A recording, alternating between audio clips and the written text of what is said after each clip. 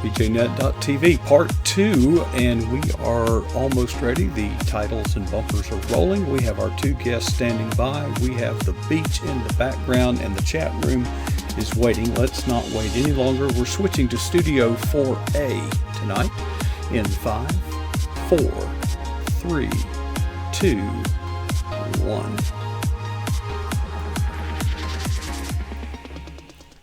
Well, good evening. Welcome to part 2 of PJNet.TV. We are excited that you are here because we're excited about our next two guests, and I better say anything that I'm going to say right now because what is about to happen, listen, let me just make a disclaimer. Let's make a disclaimer right now. I am not responsible for any of this. God is going to take over. It's going to be okay. But we are about to be rocked, and let me bring onto the PJNet studio set over here our regular guest. Hey, y'all be quiet a minute. I'm wasting my time. I'm wasting my time. What a waste of time. Michelle Medlock Adams is our guest. Michelle, can you hear him? Everybody can hear everybody now, including. Yes, you can. You better. But tonight, or today, for reasons that I yet do not know, she has wanted to bring her good friend, Eva Marie Everson, on board. Yes. So, Michelle, if you will kick things off, I might just scoot out of here and go get some coffee because you might as well. I don't really want anything to do with this. I've done all I'm going to do. I'm good.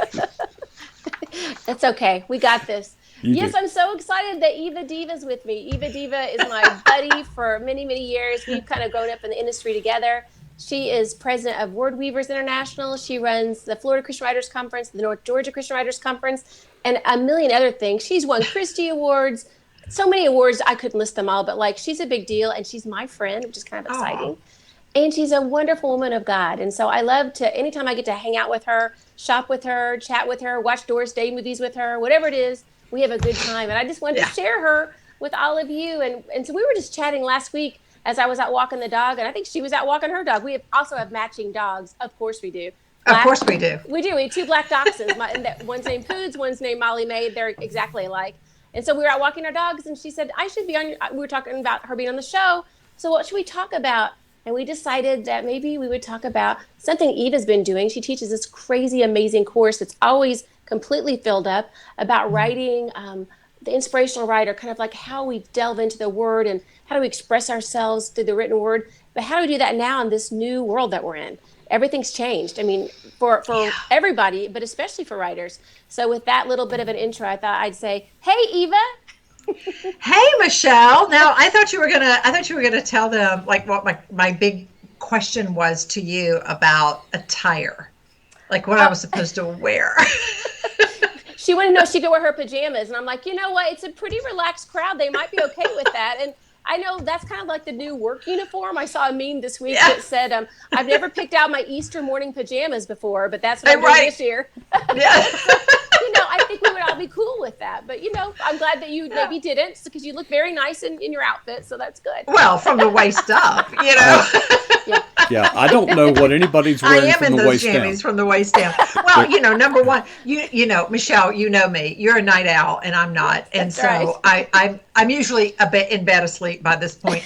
But secondly, it said PJNet TV. So I thought it was something because it's 9:30 at night. Yes. I thought maybe we did it in our pajamas, and I was going to have to go online and order some cute PJs, and I was all excited. But we might do that next time. I think that's a great idea. What do you think, Coach? Have a pajama party? I think that might be fun. Maybe we could pop popcorn, show Doris Day movies. I think that's a great idea. Let's see if the chat room likes it. Well, I'll wear our PJs next week. Yeah. I think that's a great idea. That's a great Bethany idea. Jet is watching Michelle, so I caution but, hey, Jet. B-Jet. She wants to be on here with us. I know. She's so much fun. We can all wear our jammies. Okay, so talk to us a little bit about what you've been studying because you're always deep at work. I know you, and this course you've been teaching that kind of birthed out of Robert Benson's writing, Dancing on the Pin. I can't say the Dancing on the What is Yeah, it? Dancing on the dancing Head on of a the head Pin. of Is a that the name of the pin. book? Yeah, yeah. Yeah, I love And that it's book. PEN. Well, actually, it started maybe a little bit after that. Now, you have to understand that Robert Benson is just like my guru. He's Yes. in fact, he called me yesterday out of the blue. Oh, I love wow. it when I just drop everything when he calls. And we just had gosh, we probably talked about 2 hours, Uh, and of course we're both in the same boat where we're stuck at home, so to speak, and We don't have our 2 hours gigs tonight, are connected. canceled. But I met him. It was the very first year, I think. No, it was the second or third year, maybe. I don't know, somewhere in there. May have been the first year. I went to CBA, the CBA International mhm. um, conference or convention, and now and then it was called ICRS, and quite frankly, I don't know what it's called now. It may not be called anything, It's the but CRA. I it figured has that out. CRA. CRA. Yeah, it had all this little overload, upload, redo. But no, it definitely was. It was 1999. It was the very first one I ever went to, and they at these conferences they give away books. They just give Yes. them away. It's the And best. so I'm walking around and I see this display of books and they look really cool. And I kind of stopped and this woman was standing there and she said, if you're going to be here tomorrow at about 2 o'clock, Robert Benson is going to be here and he's going to autograph this book. And so she gave me one and I could bring it back the next day. So I took it back to the place where I was staying. And there were about 8 to 10 of us staying in this big house. And this one lady said, oh my gosh, Robert Benson, have you ever heard him speak? I mean, he's so wonderful, da da da da. So I'm like, wow, I can't wait Yeah. to meet him. So, of course, I meander over the next day. And I actually had a meeting. Now, my meeting was like shortly before he was supposed to be able he was supposed to be signing. So I'm excited because I'm thinking I'll have my Yes. meeting with this editor and then I can meet this guy who's supposed to be, the best thing since sliced bread. So I walk up and there's all these people standing around in these booths and this man is standing there. He looks very scholarly. Yes. And I said, that I had a meeting with Carolyn, and he said, okay, well, I'm sure she'll be here in a minute. And the books were there; they were waiting for Robert to sign. And I said to the man, I've got this book. I'm hoping the author will sign it after I have the meeting. I hear he's really something special. And he kind of laughed and, well, where'd you hear that? And so I'm just telling him what I heard about Robert Benson. And of course, he's standing there, like this. And after a few minutes, he moves his arms and I see his name tag. And of course, I'd been talking to Robert Benson the whole time. So we became fast friends. I mean, I don't know what it was that made us connect the way we did, but Mm-hmm. there was something that happened on a very spiritual level, brother sister kind of Mm-hmm. thing that instantly this man is going to be important in your life. And so over the course of all these years, now 20 years, 21 this year, I have read his books, devoured them, enjoyed his friendship, etc. But about 3 years or so ago, I was at a conference where they were advertising that they had a prayer labyrinth. Now, I didn't pay attention to the advertisement, but as I was getting ready to leave my room for the last time to go home, I saw the advertisement and something inside of me said, pick up that piece of paper. So I did. I stuffed it in my purse and I came home. And a couple of 3 days later, I'm emptying my purse and I come across that piece of paper. And I don't know a whole lot about prayer labyrinths, but I decided to look into it. And I learned a lot about prayer labyrinths. And so in this particular prayer labyrinth at this particular conference center, they had 4 paths in the Mm-hmm. labyrinth. And the first one was the path of silence. The second one was the path of memory. The third was the path of prayer. The fourth was the path of questioning. And in that path of questioning, you were supposed to, offer your questions up to God. What questions do you have for God? Oh, that's So good. Yeah. I love that, but I decided that because I don't have an actual prayer labyrinths in my backyard. I thought about doing that. Like maybe I could design Dennis one. could build one for you, I'm sure. He can build one for me. But I live in Florida. We have snakes, we have lizards, and we have a pond with alligators right behind us. So I decided that was not a good idea. No, that was not going to work for me.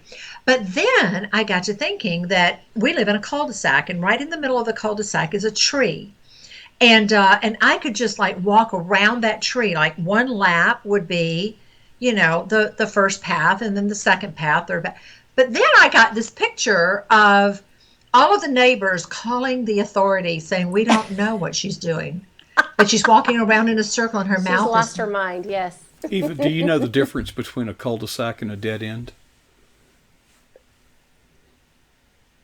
I think she froze up. Yeah. Well, since she can't see or hear us, maybe I'll just tell her the property values. Yeah. That's the only difference. Now it looks like Michelle might. Michelle, are you still among the living? I'm here. Yep. Okay. I can hear her. Okay, Eva has frozen up. They lost you. They lost you for a minute, Eva. Yeah, we should. It may come back in a second. Let's give it a second. I'll tell a story similar to the one she just told about They're meeting trying to get you back. Yeah. Can you actually hear her? I can hear her. I can interpret. Oh, okay. You can filter her. But Eva is stuck. Okay, well, I wonder if Eva can hear you. What I'm going to do is I'm going to eject Eva, okay? And hopefully she'll figure out to reconnect, okay? I hope, Reconnect, Eva. Yeah. If you can hear me, Eva, reconnect. Okay. So she's gone, and we'll just leave that question mark up there because we don't know. But she was talking to that author to get the book signed long before she knew. Well, one day in my office, I would go out for a run every day, and it was, I guess, during the cold weather because I was wearing a bright orange sweatsuit. And one of these kind of salespeople that sells office supplies came by, and I was down there all hot and sweaty. I'd just come in for a run. We actually had a shower at our office, and I was about to shower, and she asked about who the responsible person for the office supply. And I directed her upstairs to our office manager, whose name was Connie. So I take my shower, and I come out, and she's holding a check that Connie had written. And she said that Connie's instructions were to get the man that wears the pumpkin suit to sign the check, because she had gone upstairs and told Connie, the guy in the pumpkin suit told me. Oh my gosh. So I signed the check, and we would normally not buy anything, but Connie was pretty smart to buy a little something so the guy in the pumpkin suit can do that. Okay, I see while I was telling that story, Eva tried again. And I missed her, so try it again. Go ahead, Michelle. She's talking about the labyrinth and the prayer labyrinth, and how that has actually birthed into a writing program that so many writers are trying to. It's sold out everywhere she goes, and it's just this experience of really listening to God. What do you want you to write? And you're back. Yeah, this is going to be interesting because now I've got to put Humpty Dumpty back together again. You can. Can you hear Michelle? You don't need to hear me. Can you hear me? Can you hear me, Eva? It looks like she's froze up again. I think she's froze up again. Gosh. Oh, goodness. But what she's going to talk to you about is that this is something that we should all be doing, whether we're writers or not, is that those four things, the being silent before God, and then it's okay to question God. I mean, all four of those different paths are all things that you do as you're getting closer to God, as you're seeking him. I mean, the being silent part's really hard for most of us, especially for me, but to sit in his presence and just to be silent and let him kind of talk to you, because prayer is a two-way street, not just you talking, but letting him talk to you. And then I used to think when I was growing up that you couldn't question God because he's God, but he can handle your questions. It's okay when you question God, when you say, Lord, I don't understand this, or why is this happening, or what are you going to do about this? I think there's probably a lot of that going on right now. And, he can handle your questions. But you have to trust whatever his answers. I know sometimes when I get the answer, when I'm asking about something and I get the no, I've never liked no as an answer ever. Like since I was a little bit of girl, not that too many people like it, but I really don't like it.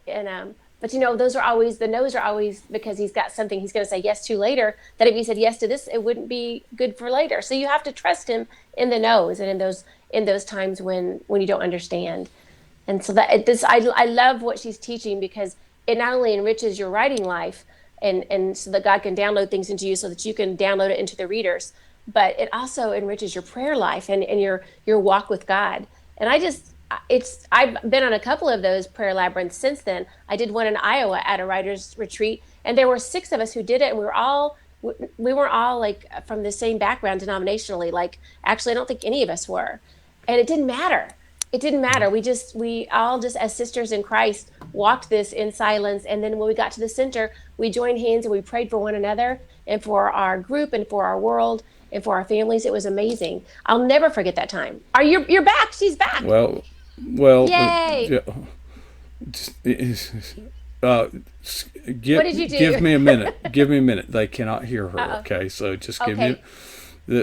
Michelle, I did want to ask you, because you and Eva are very much leaders in the Christian writer community, and this thing that has gripped our nation has already changed the landscape out there. So I'm wondering, how are writers and authors and people who hold conferences going to go forward in this new environment? Have you all given that any thought, or have any of you collaborated on the topic at all? I am in the process of fetching Eva back. Okay, Oh, so good. just bear with me, folks.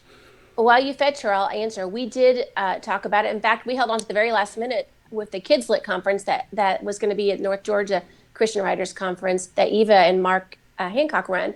And I was the keynoter because Dandy Daly, who was our original keynoter, couldn't get there for illness. And I couldn't wait. We were all excited about it. But because of the mandate, now it's even more serious than it was when they made the decision. It was the right call. So that's been postponed till next January, or maybe it's somewhere. Is it January? April. Next April. But moving forward, even up and through this summer, there's been like 7 events canceled on my calendar. I think all of us are that way. So many of the conferences are going online, doing virtual conferences, and then we're all just, when we can get together, we will. But the biggest book show in the world, that's usually held at the Javits Center in New York City. I mean, that's the biggest one in the United States. Like, that Javits Center is now a hospital. Like, that's a makeshift hospital. That was going to be where we had the Book Expo of America in the end of May. It's a different world right now. And so everything has just different priorities. But what the cool thing is that God's not off. He never got off the throne. He's still on the throne. He's still directing traffic. We can still trust him in all this. And I think it's just caused all of us to have an absolute slowdown. And for a lot of us who travel a lot and speak a lot, it's forced us to just be home. And that isn't a bad thing. It takes a bit of adjusting, but just to get in his presence and just to be with your family. There'll be a lot of books and articles and things written out of this time, because we can finally hear him, because all the chaos, we're not out in it. We're not, and I think that's exciting, even though if you're looking for a silver lining in all of this, that for writers, I think it's a time of real productivity as far as really slowing down enough to hear what God has to say so that we can then put it on the pages. Have you got her back yet? Yes, she's trying to get a word in edgewise. Oh, sorry. Oh, no. I'm just agreeing. Well, and it really does tie into what I was saying, that in the process of looking at the path of questioning, I realized that it wasn't my questions that I was supposed to be looking at. It was the questions that God has of me. And that took me on a serious journey. And in the midst of that journey, I went to almost a week-long conference where I was one of 12 people who sat at the feet of Robert Benson and just learned from him. And that just deepened that spiritual time that I was going through, that part of my journey. And then I began to teach this at writers' conferences and working on the book that's going to go with it and that kind of thing. And having some really positive things. But here's what I learned through all of that. One of the most profound questions that God ever asked a human being happens in 1 Kings 18:19, chapter 18, chapters 19, when Elijah is running from Jezebel, and he ends up at Mount Horeb, which is where the 10 Commandments were given to Moses. So it's the Mount of God.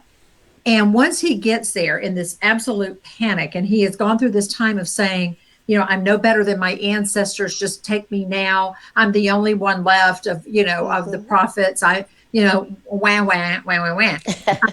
But he's just exhausted. He is absolutely, he's been going. He's had this big showdown with the prophets of Baal on, Mount Carmel. And now he's on Mount Horeb, and it's a long journey. Sure. And so it says, that God took him out to the mouth of the cave, and there was the earthquake, and there was the wind, and there was, I think, the rain or something to that effect. But God wasn't in any of that. Mm-mm. God was in the whisper. Yeah. And once everything settled down, what he said was, "What are you doing here, Elisha? What are you doing here?" So here's the thing. We can't hear God. This is what Robert taught me. I love this line. It's one of my favorite lines of anything that anybody's ever said to me. He said, "Eva Marie, the only person who knows what God has whispered in your heart is you, but you won't hear him if you don't hush." Oh, that's good. Yeah. Yeah. So here's the thing. It's just what you said. We have now been forced, and for writers, typically being forced inside to, so many of us are introverts anyway, but there's this part of us that loves that time with other writers. Mm-hmm. We need that. It's like the gasoline that goes in our car. Mm-hmm. We need that time. I'm concerned that if we start talking about, virtual conferences and all this, I'm just like, no, because we won't have that networking. And I think it feeds us to get to the next thing that we've got to do. But part of that problem that we have is that for so many of us, especially those of us who are on faculty, who are, multiple contracted writers, et cetera, it's go, mm-hmm. next thing. And we haven't drawn to the cave of Mount Horeb. That's right. That's so good. We good. haven't heard God in the silences because there is no silence. And I challenge people to find silence in this day and time. It's almost impossible. Mm-hmm. You can sit in your living room and you will be completely quiet, and you will hear the hum of your refrigerator, the whir of your ceiling fan. You will hear something, a car driving by on the outside. There are so few of us who have ever had complete and utter silence. But that's where we're going to hear him. And I think that we can take this time right now to become stronger spiritually, mm-hmm. because the next wave of what's on the other side of this, I think is going to be critical. And we are going to need to be buffed up when we get that. Everything's going to be different. Yeah. We're not going to see the world the same way ever again. This is different. And it's no different than what we went through in 9/11. We saw the world differently after that. And other diseases and Pearl Harbor and the bubonic plague or whatever, every time there's a change like this in the lives of humans as a whole, we see life differently. It changes. But I think as Christians, we are going to have to ask God, now, what are we supposed to do after this? Oh, that's good. How are we supposed to be? And as Christian writers, we now have to look at the world through the lens of those glasses, mm-hmm. the COVID glasses. I just finished a novel, Michelle, and it starts in 1978 and goes all the way to present time. A young girl at 19 all the way into her 60s. And I realized I'm going to have to rewrite the end because there's no way you can avoid this. No. So I will write the end. And I think it will make it stronger. I do hope, though, that we don't look at everything. I don't want to be inundated with COVID-19 books in about a year. You know what I'm saying? Yeah, I think we will see some of that. I know there's a lot of books being written about fear right now. I mean, there really are, because so many people are fearful and not hopeful. Absolutely. But I was thinking about, and Coach and I talked about this early in the year, this is the year 2020, which I've heard many call the year of perfect vision because of 2020. But just look what has happened thus far. This would not be the year any of us would have chosen. No one could have predicted this in a million years. It's like a science fiction novel that we're living in. It's crazy. But but in that year of perfect vision, sometimes in order to see things, you have to slow down. When you're in a car really fast, things blur by as you're looking, right? But when you go slow, everything comes into focus. And I think that's where we're at. It is a year of perfect vision, but we had to slow down to see it. You have to. And that's where so that is one of the silver linings of this horrible thing that's happening. None of us would have chosen this, and we're all praying for it to end soon. But we're slowing down. Hey, Coach. Michelle. Coach is raising his hand like a good boy. Michelle, that's a wonderful picture you're drawing of the car, if you drive slow. But let me add something to that. If you are driving fast, if you look right in front of the car, everything's coming at you very quickly. But if you will focus far off, things aren't moving that fast, okay? The other thing that I wanted to ask in my life, when you're talking about that quiet time, when God speaks to you, first of all, Michelle, you've met your match. And also, I think you intentionally, you and your husband, take little time off breaks for a week and find places where there isn't even internet access, apparently, to go fishing. But for me in my life, I thank God for he sends tranquility into my life. I'm pretty high strung, and no matter what I'm doing, when I hear those Canadian geese outside, that is to me, I don't know, but I know this sounds a little weird perhaps to you, but I promise you, for me, that is God signaling me, saying, Mark, step outside, look up, and see the majesty of my creation. Just take it in. And I have such fond memories of duck hunting with my father. I think if you look around, even in the hustle and bustle, I think that God sends us little signals saying, but sometimes we cut the wires, because we're so consumed at the moment with what we're doing. And the other thing that I think is going to be a trend that comes out of this, and I think we'll see it around Thanksgiving, we're going to have a baby boom again, I'm pretty sure. Yeah. I've seen a lot of memes that are going to be called Tyrona, right? Charmin. That's it, Charmin and Kyrona. I've definitely seen those memes on Facebook. Yeah, you're right. Oh my gosh. Yeah, it's so true. All these November babies. Yeah, that's what's going to happen. November, December. We're just, and the earth will replenish itself. Yes, it will. But Coach, you're so right about that. Michelle's not going to understand this, but one of the things I love about waking up early, because Michelle, doesn't happen all night. And then she sleeps in the morning. But I usually walk outside about 5:30 in the morning with my Poods, my dog. And I love the night sky, especially right in the morning time, because I watch the constellations, and there is a period of the year, and this is it right here, when you watch every night, Mars and Jupiter are inching toward each other, and they're inching toward Venus. And I love it. I love stepping outside first thing in the morning to see how much closer they are, how much closer Mars and Jupiter are, and then how much closer they've gotten to Venus, which is so bright in the sky. And I love looking at the moon first thing in the morning. It's just because the sky is so dark at about 5:30, and yet the moon is so bright and so beautiful.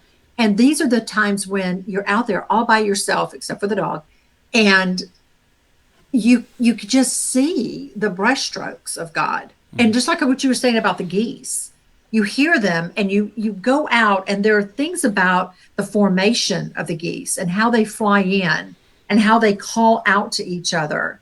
And one of the things I love, because we have Canadian geese that fly in to the lake behind the home I grew up in, that I just recently sold.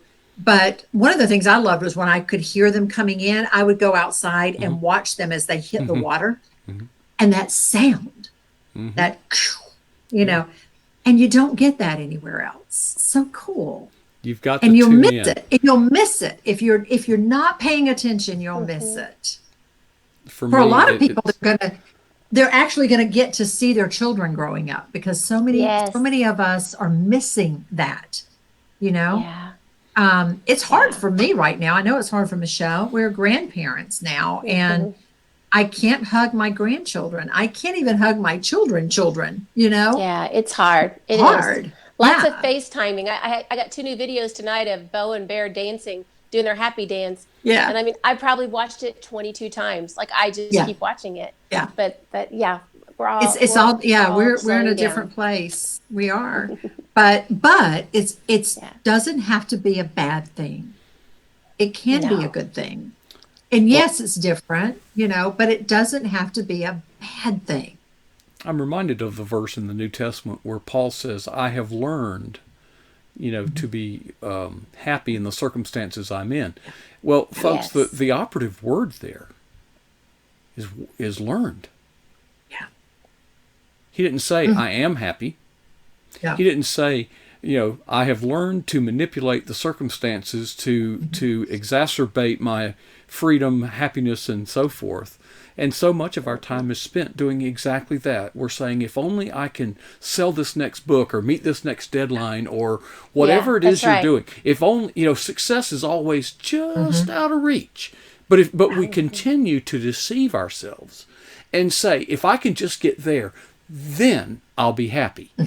If I can only get that's that, not how it works. if I can No. get that Mercedes, then I'll be happy. Only if I can get that. And I played this game.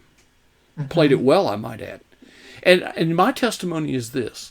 If the world would have delivered on even half of its promises, I would still be this day living like hell.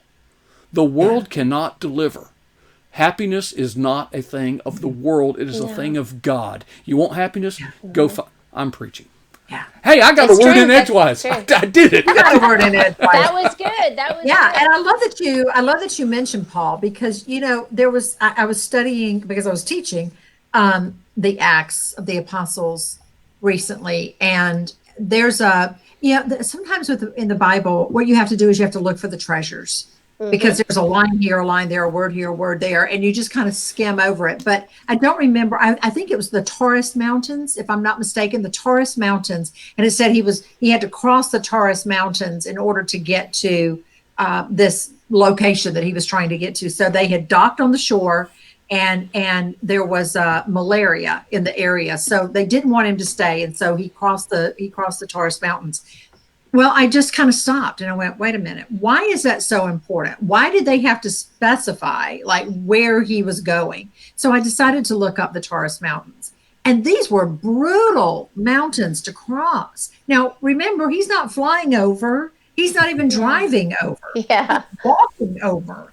And there's reason to believe that part of the reason they wanted Paul to go is that he actually was sick, and they didn't want him hanging around. So there's this amazing, chance, a very good chance, that Paul was not just crossing these treacherous mountains, but he was doing it sick, running a fever. And yet the gospel was that important to him. He was willing to do that. And so when he says, I have learned, to be happy and whatever, in the want and in the overflow, that's exactly, when you really study what Paul did. And for so long, even toward the end of his life, as he was coming back to Jerusalem before he went to Rome to die,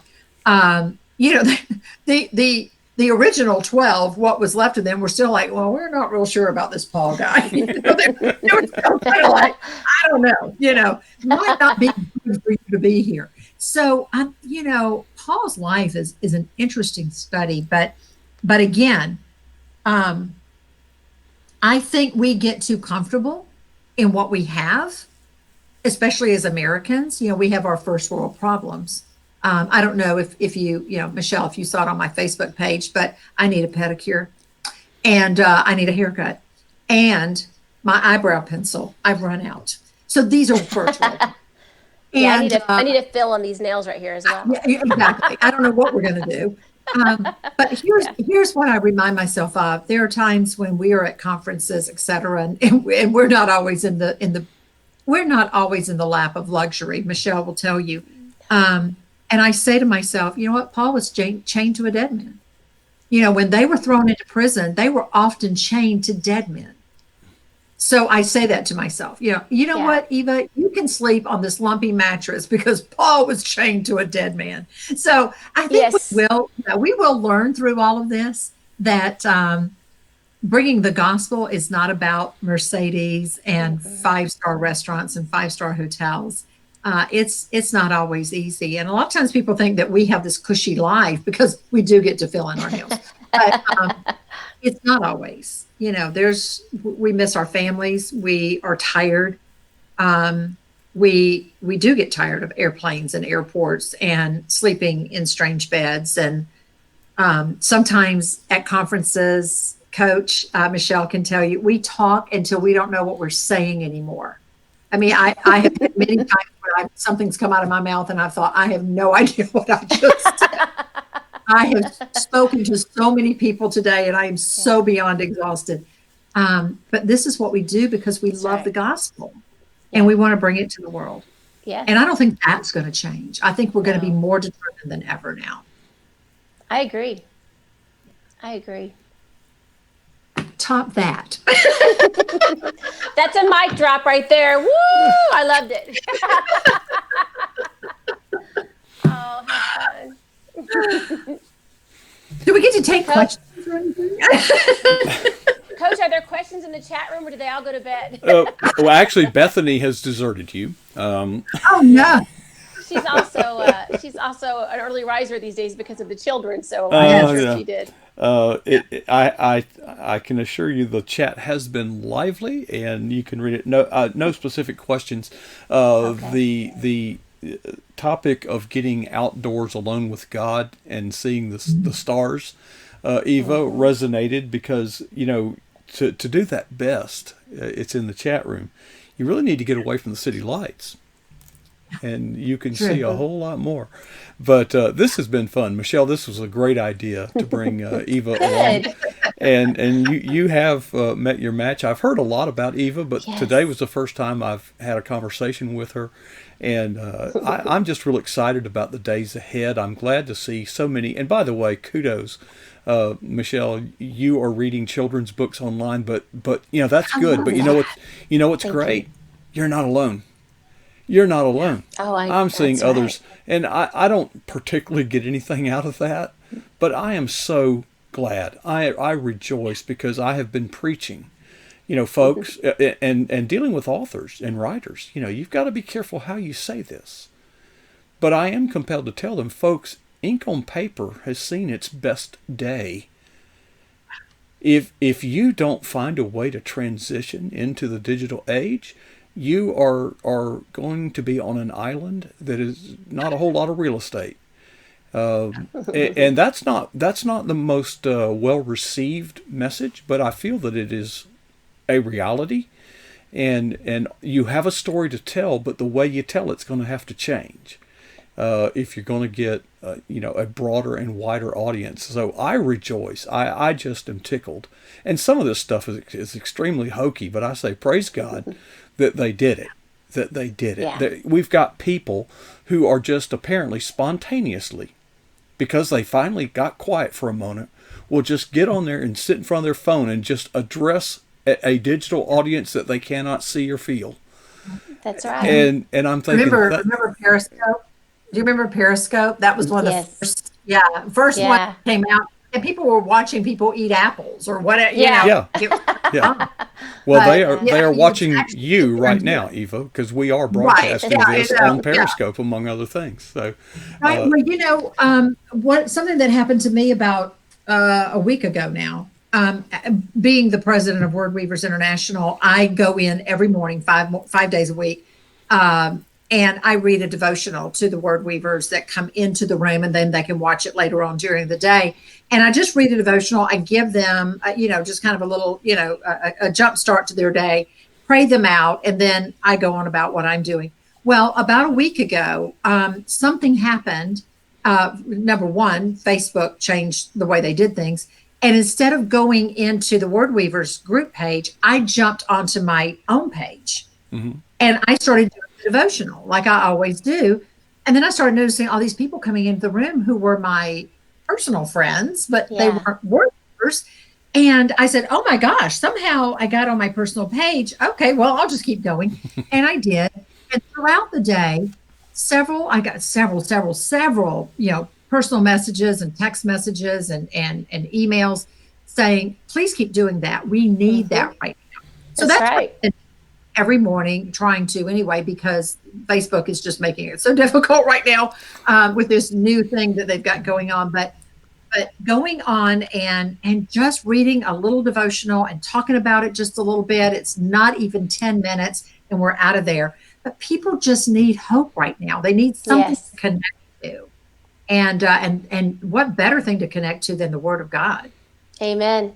Because His word doesn't return void. Even if ours does, His never does. And so that's it. Amen. Yeah. Amen. Well, girls, let's do this. I bet if I did not intervene, you all could go on another 40 minutes. And I think that would be a good thing. I think that would be a good thing. But what I'll do as an alternative is say, let's do this again, because this has been fun and I am rejoicing. I'm just sitting here.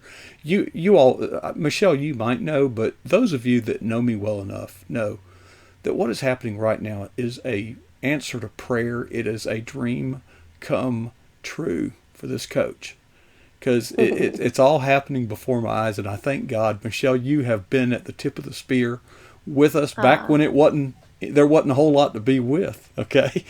And I am just looking forward. God is bringing more territory to us as we are ready for it and as we're able. So, Michelle, I thank you.